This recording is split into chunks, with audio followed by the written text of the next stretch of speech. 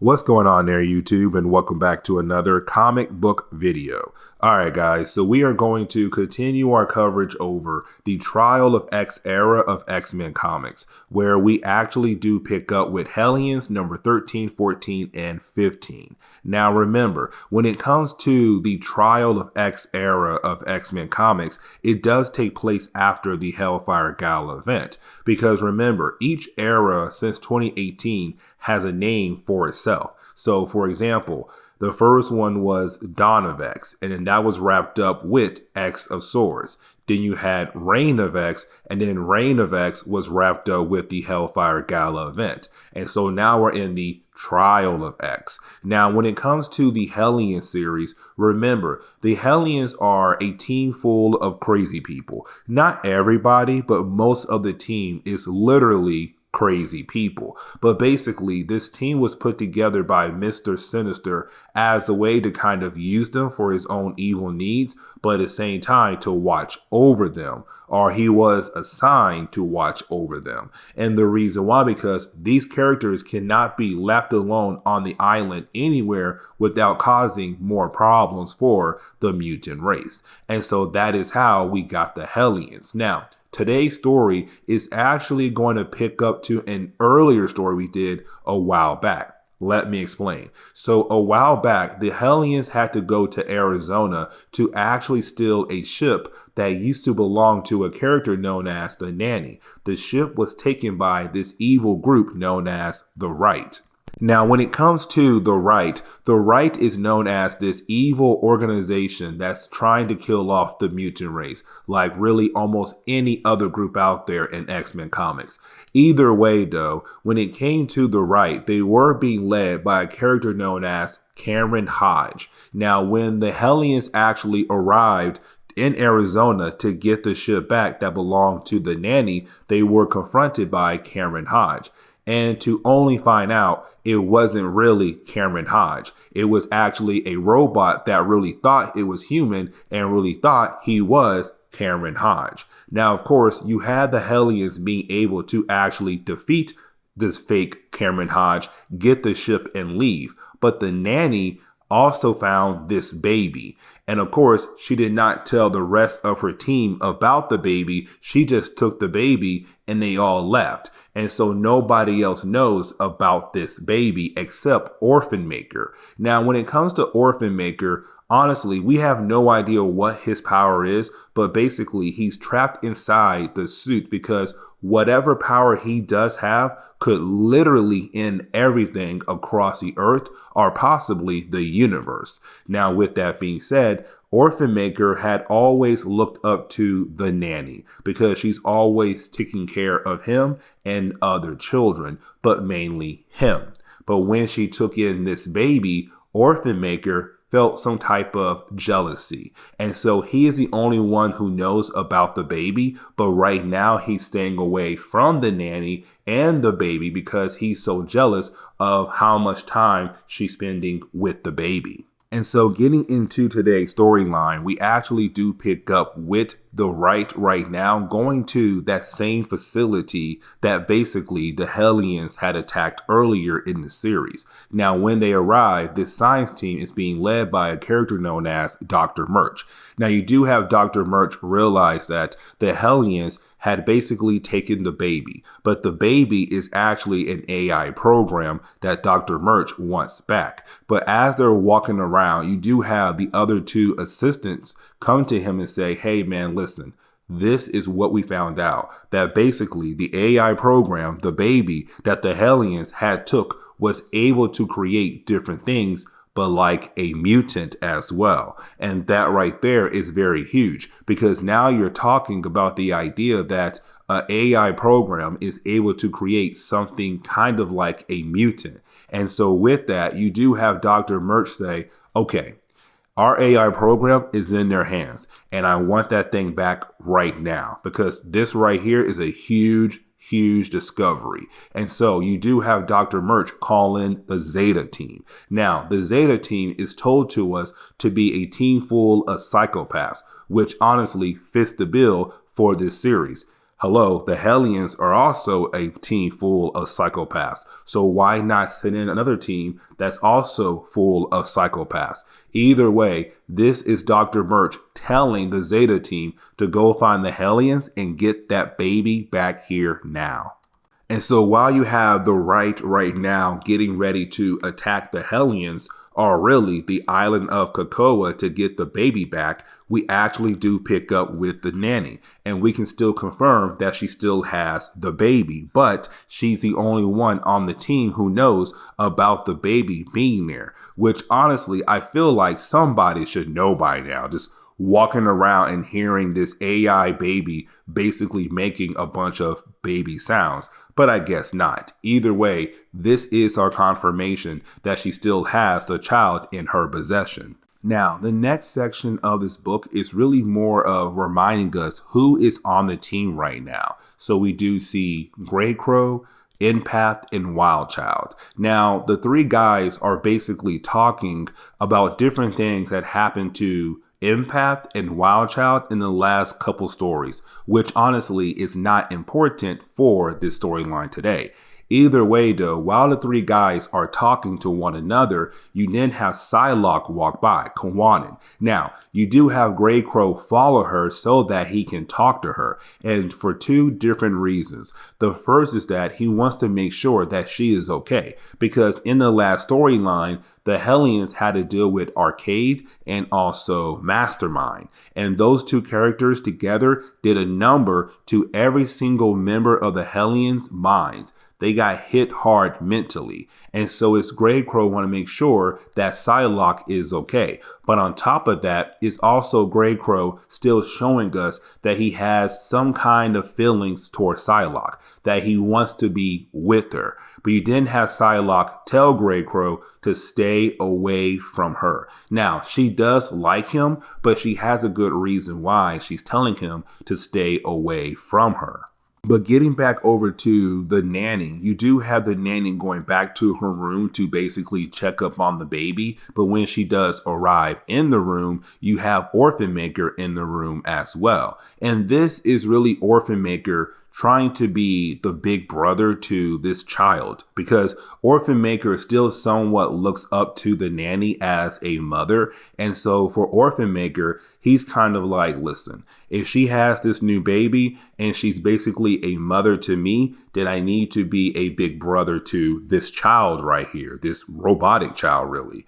And so you have Orphan Maker try to be a big brother and kind of play with his new sibling, but then you have the nanny get very upset with the idea that one, he came into her room, two, playing with the baby, and three, doing all those things right there without her permission. And so she does kick him out of her room and shows that she's very upset with Orphan Maker and kind of like saying, the AI is more important than you are right now. Now, you do have Orphan Maker go into a hallway and cry, where he is confronted by Grey Crow, and you have Grey Crow kind of like, listen, let me try to cheer you up.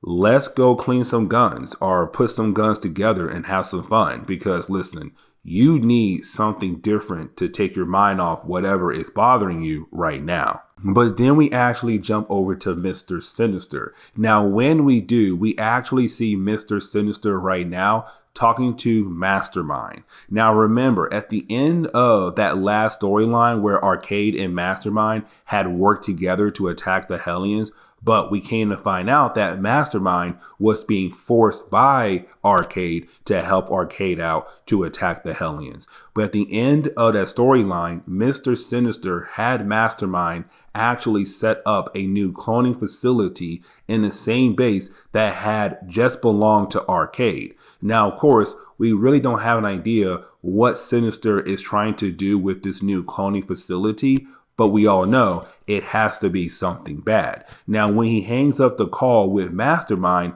Sinister thinks that he is going to basically dine alone, except that is the moment he hears someone else inside his home, and that would be another Mr. Sinister, a clone of Mr. Sinister. And let me explain. So back in the X of Swords crossover event storyline, where you had Araco fighting against Krakoa, both sides needed to gather their swords to basically participate in this war. Now, with that being said, the Quiet Council had actually sent Sinister's team to go over to Armeth to steal the swords that would belong to Arakko, to make Arakko just go ahead and give up on the war. The problem was, though, Sinister lied to the Quiet Council about his plan, but also lied to the Hellions. He went to Armeth to basically steal DNA that had belonged to mutants who had lived there, because their DNA is different from mutant DNA from COPPA.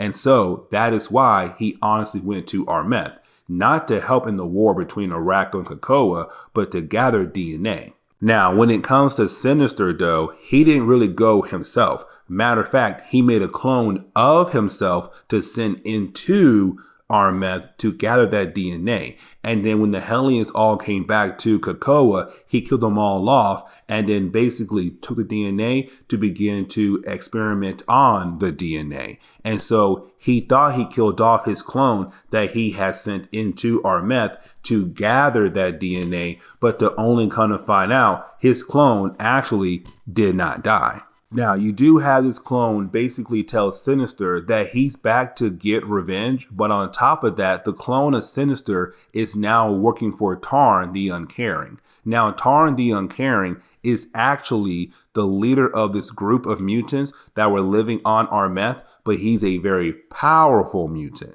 And so with that being said, it's right now the clone of Sinister telling the real Sinister, you should be very scared because Tarn is on his way right now to basically get revenge against you for stealing DNA that does not belong to you. And so you do have the real Sinister basically call for help. And so he does hit the alarm that tells the rest of the Hellions, hey man, listen, your boss needs help. Get up here and basically help me out. Now, you do have all the Hellions run upstairs to see what's going on with their boss right now. But when they do get up there, they're kind of like, wait a second. Why is there two Mr. Sinisters?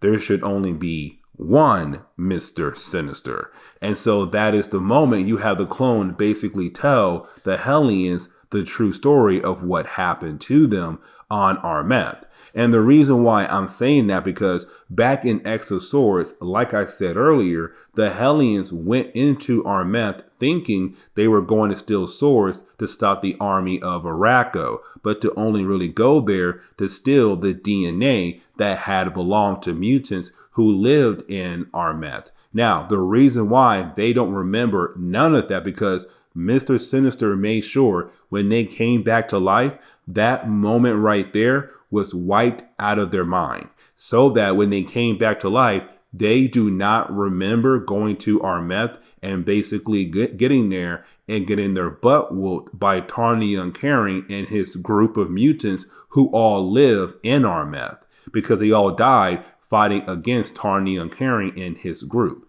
And so when they all died, Sinister took the DNA from his clone and then basically said, cool, mission accomplished, I'm done. But now his sins are basically catching up to him, because he thought his clone died along with the rest of the Hellions in Armeth, but to only come to find out his clone survived. And now his clone is spilling all of his secrets to the Hellions, which of course kind of like, they're going to hate you now.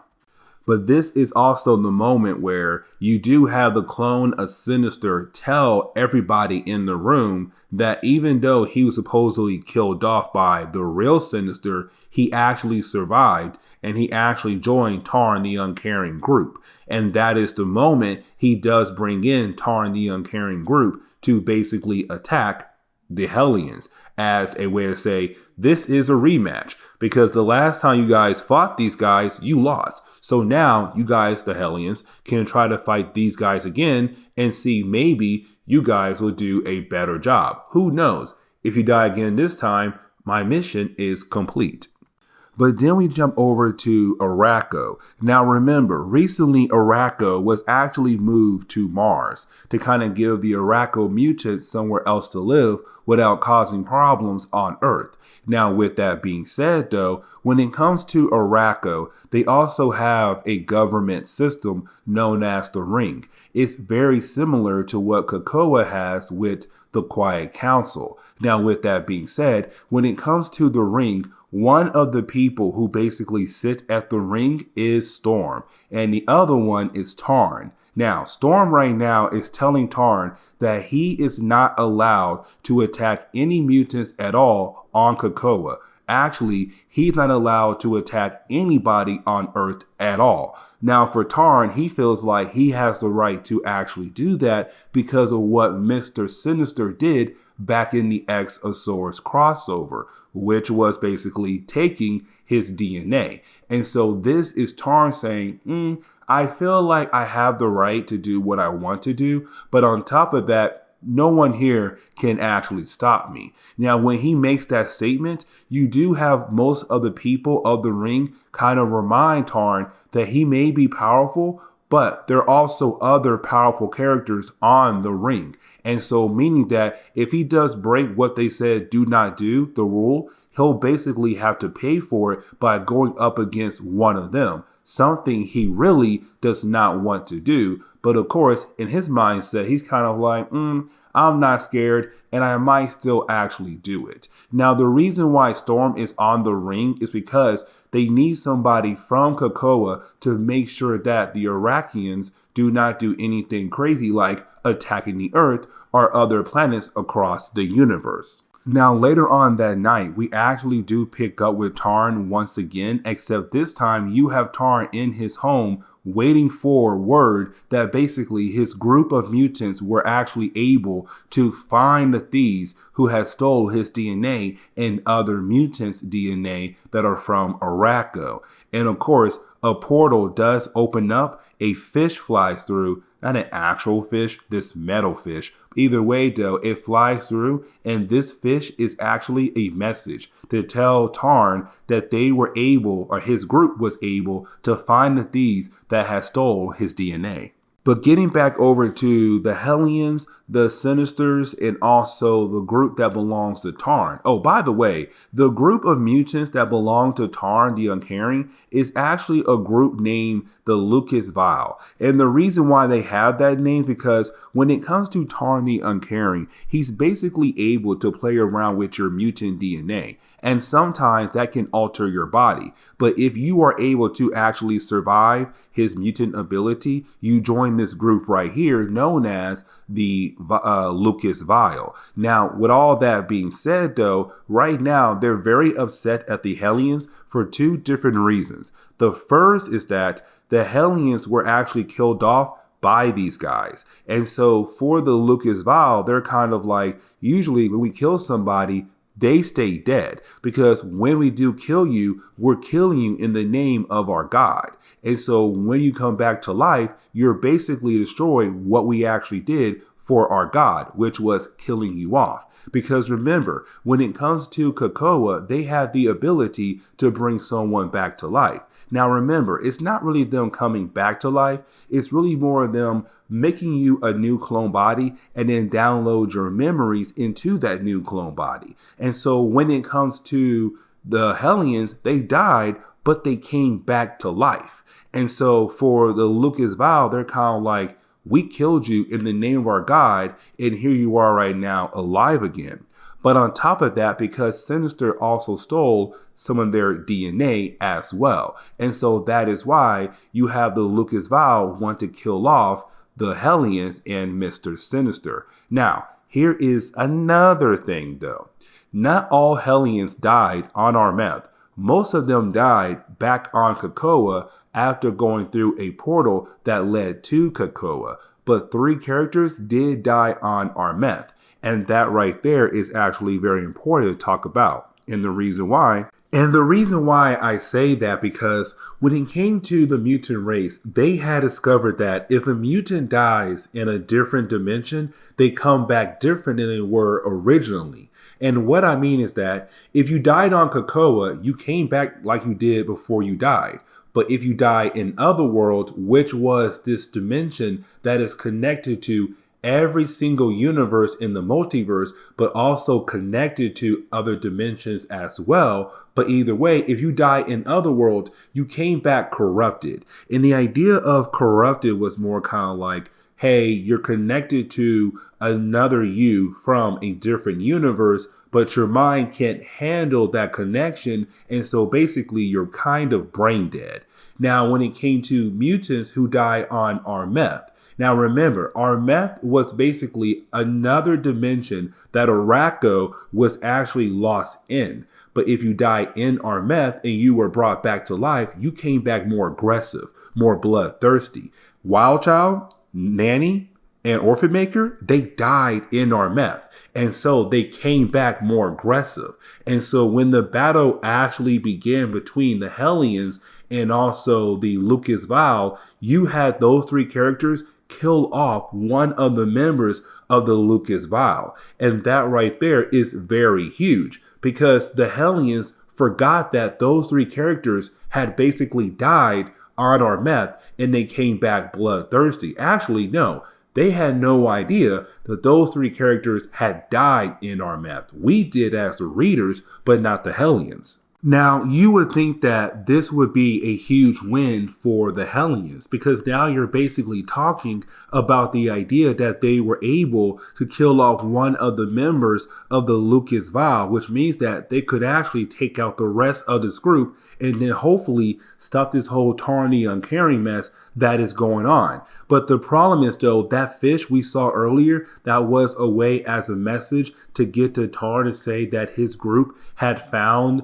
the mutants who stole their DNA. It also has the ability to open portals in reality. And so it takes Tarn right to where everybody else is at. And when he appears, he shows how powerful he actually is. Because you do have the Nanny, Wildchild, and Orphan Maker tried their best to basically attack him. And that is a huge mistake because he does use the different powers he has to basically throw them around like they're nothing to him. But on top of that, when it came to Wildchild, like I said earlier, he's able to play around with your mutant DNA. And so with that, he altered the DNA of Wildchild and turned him right back to what he used to be before he had actually died in Armeth, which means that now Wildchild is not as bloodthirsty, aggressive, or strong as he was after he had died on Armeth. He's now back to his regular base level.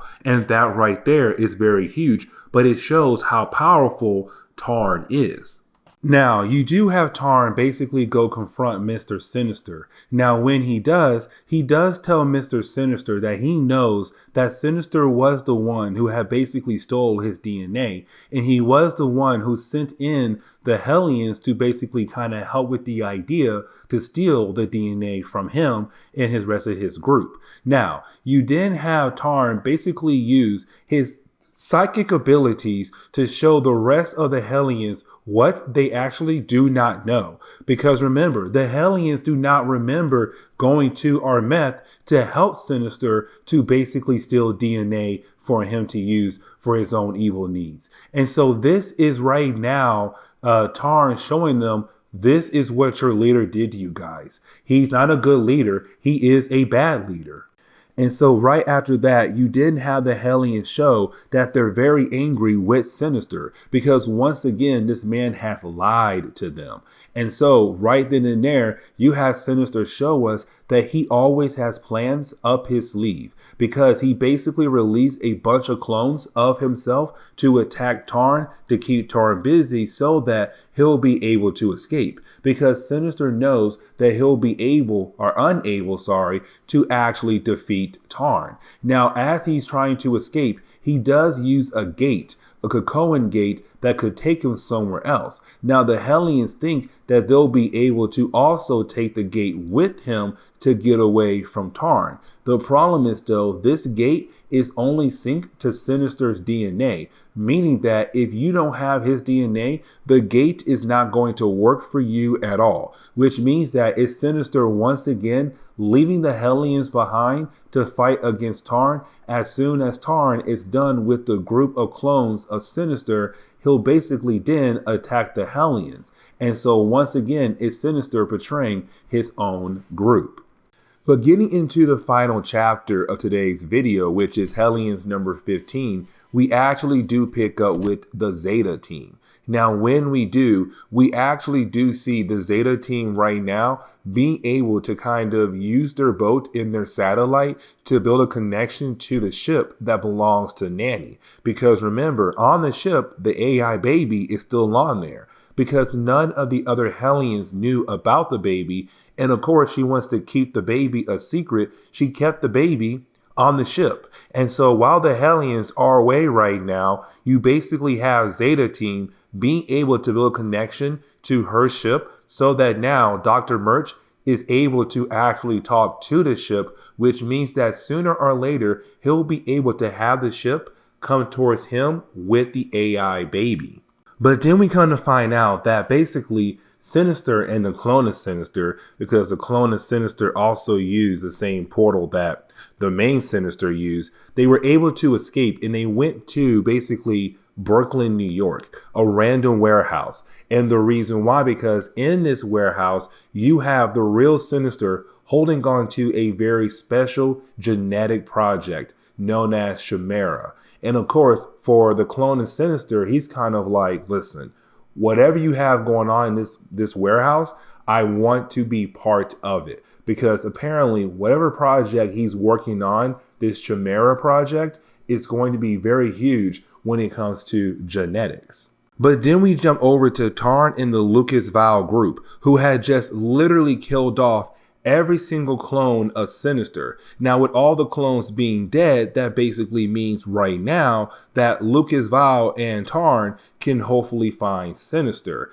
Now, of course, they have no idea where he went to. And so, of course, they begin to torture different members of the Hellions, hoping that they'll get information on where in the world did Sinister go to. And so that is the moment you actually have Psylocke tell Tarn where Sinister went to, where basically he went to his new cloning facility in Arcade's old base. Now, for Psylocke, she knew about this. She knew that Sinister built up a new cloning base in the old base of Arcade. The rest of the Hellions, they didn't know about this because, again, they are basically left out of everything. Now, the reason why Psylocke knows about it is because Mr. Sinister is blackmailing her. But of course, when she does tell Tarn, the rest of the Hellions are like, wait a second, you know about this cloning facility and we did not know? Are you really working close to Sinister? And if you are, why?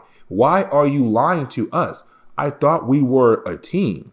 Now, this is the moment where you actually have the story jump back and forth between two different settings. So the first setting is actually Sinister and both Sinisters being confronted by Tarn to see what Sinister is actually working on. But while you have that happening right there, back with the Lucas Val and the Hellions, one of the Lucas Val has begun to feed again. And this is actually very important. And the reason why, because when it comes to the Lucas Val, they're part of a thing known as the damnation cycle. And with this cycle, there's the very end of this cycle where basically one of the Lucas Val gives birth to a bunch of infants. But these infants are just creatures that are going to eat away at everything in the universe. Now, if the infants come out prematurely, then the master of the person or the creature that's holding the infants must send the creature and the infants into a black hole to make sure they're basically wiped away before the entire universe is basically wiped out. And so you do have Tarn right now talking to Sinister and seeing what he's working on. But then you have another member coming to Lucas Val, or from Lucas Val, telling Tarn, hey boss, listen, big guy, he began to eat again. And right now, he's entering the last cycle or the last part of the damnation cycle, which is a problem.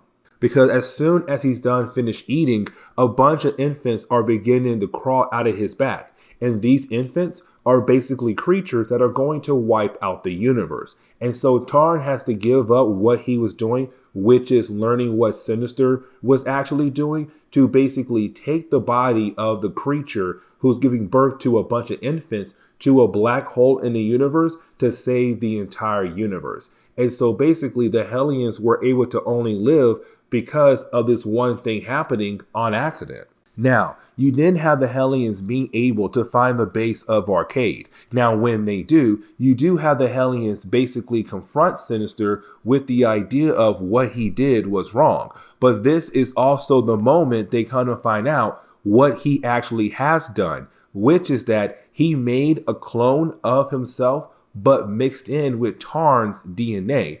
Basically meaning that you now have a Sinister with the powers of Tarn, who's being made right now, this new powerful clone of Sinister. Now, you do have the Hellions say they're going to blow this place up, but the problem is, though, Psylocke has to ask them to stop. And the reason why? Because Psylocke's daughter is being held right now by Sinister. That is why I say he is blackmailing her to make her do whatever he wants her to do. Because remember, guys, back in Fallen Angels, that 6-part miniseries that was originally supposed to be an ongoing series, well, Psylocke found out she had a daughter. She found her lost daughter. The problem is, though, her daughter is right now just DNA.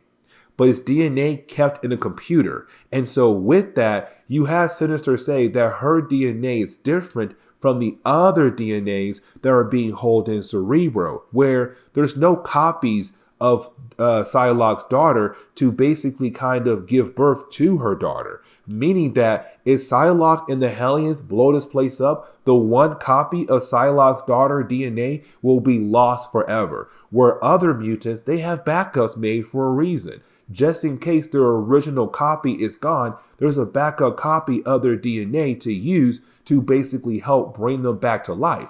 But for Psylocke's daughter, there's just one. And so if they get rid of Sinister, that is lost forever. But here comes the big problem, though. Because out of nowhere, you have two people get possessed out of nowhere. One being Havoc and the other one being Empath. Now, we're kind of tell that basically that Empath was possibly controlled by Emma Frost. Because you do have Empath tell Sinister, hey, Emma says hi. And also, she wants you to remember that you were told to not play with yourself. But on top of that, someone takes over Havoc. Now, this is something we saw at the very beginning of Hellions, where basically Havoc was kind of like possessed what seems to be some kind of demonic being. But either way, you now have Havoc once again being controlled. And right now, you have Havoc going crazy and begin to use his powers as a way to blow this place up. Meaning that getting rid of Psylocke's daughter, getting rid of Sinister's new Chimera project. Everything is gone just like that. And this is where we are going to end today's comic book video. So with that being said, I do hope you enjoyed today's comic book video. And if you did, please leave me a like down below and subscribe. But guys, I'll see y'all next time. Later.